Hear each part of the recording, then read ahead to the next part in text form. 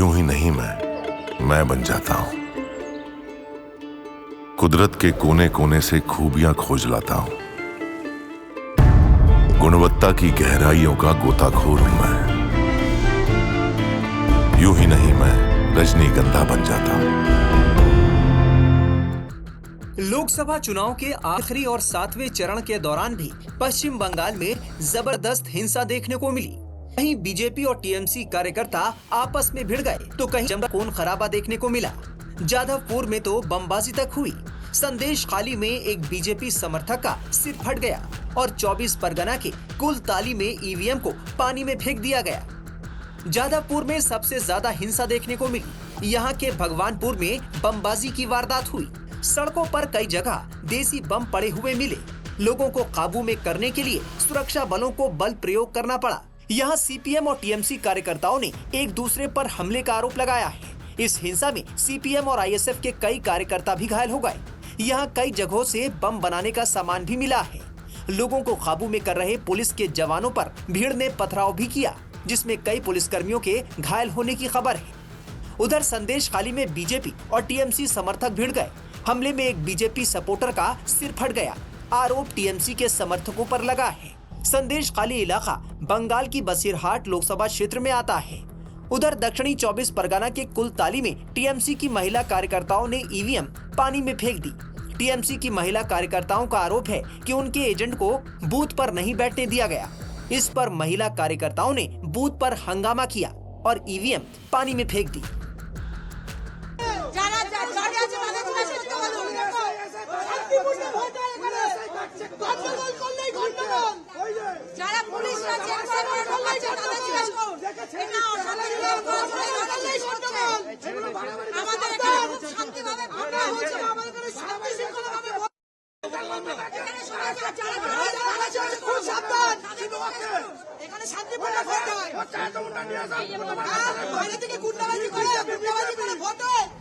North 24 Pargana में भी जबरदस्त बवाल देखा गया। यहाँ पोलिंग बूथ में टीएमसी बीजेपी कार्यकर्ताओं के बीच झड़प देखने को मिली।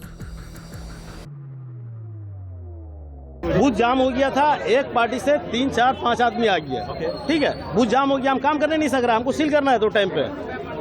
तो हम बोला कि एक पार्टी से एक आदमी रहो जो पेपर पे साइन कर रहा है सील करने में। हम बोले 4 आदमी सही कर रहा है, 4 आदमी रहेगा। ठीक है, बाकी एक्स्ट्रा आदमी बाहर चले आइए। रिलीवर है, बाद में आइएगा, हम रिलीवर को आपको अपॉइंटमेंट देंगे। ठीक है, बस यही बोला, और कोई बात नहीं है। अब उसमें से जो आदमी हो सकता है दोनों चला गया, वही बोल रहा है कि हमको बाहर नहीं निकाला गया। हम बोले एक पार्टी से एक आदमी रहिए, क्या है कि बूथ जाम हो जा रहा है। पहले जो 4 आदमी ढुका है सर, हाँ। है ना, उसमें एक तृणमूल का था, ठीक है, एक ही बोल रहा है कि तृणमूल का सब था। मॉक पोल के टाइम में ये सब था, लेकिन जब हम सील करने जा रहे हैं उस वक्त ज्यादा जाम हो गया था। मॉक पोल के टाइम में जो बोल रहा है ना, वो खुद जो है एक एक पेपर लेकर के हम उनको दिखलाया कि देखिए आपका ये है 13 कैंडिडेट, हमारा 13 कैंडिडेट का स्लिप देखा है, टोटल काउंट किया है, सब कुछ किया है। तो बाद में सील करने के टाइम में जाम हो गया। हम बोला कि भाई एक पार्टी से एक आदमी रही है। बाद में क्या सॉल्व हो गया? हाँ, प्रॉब्लम सोल्व हो गया। उधर बीजेपी का कहना है कि टीएमसी आखिरी चरण में भी बुरी तरह हार रही है, इसीलिए चुनाव में बाधा डालने की कोशिश की जा रही है।